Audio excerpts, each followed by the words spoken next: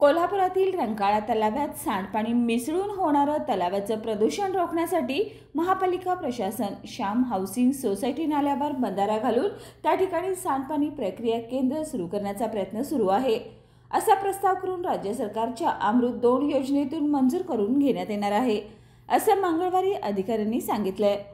अधिकाऱ्यांनी Shyam housing society येथील नाल्यावर जाऊन प्रदूषणाची पाहणी केली। हा प्रस्ताव मंजूर झाला आणि तात्काळ निधी उपलब्ध झाला तर तलावाच्या पाण्याच्या प्रदूषणाचा प्रश्न कायमचाच मिटेल।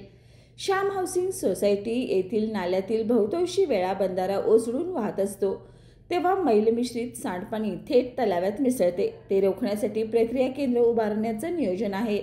यावेळी शहर अभियंता नेत्रदीप सरनोबत, जल अभियंता हर्षजित घाडगे यांनी सांडपाणी प्रक्रिया केंद्र उभारण्याचा प्रयत्न असल्याचं सांगितलंय।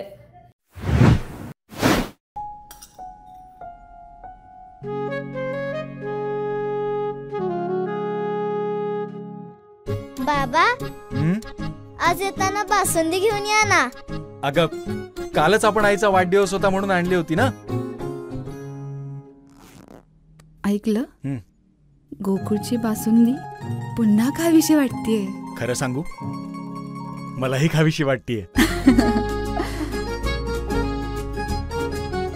पुन्हा पुन्हा खावीशी वाटणारी गोकुळ बासुंदी।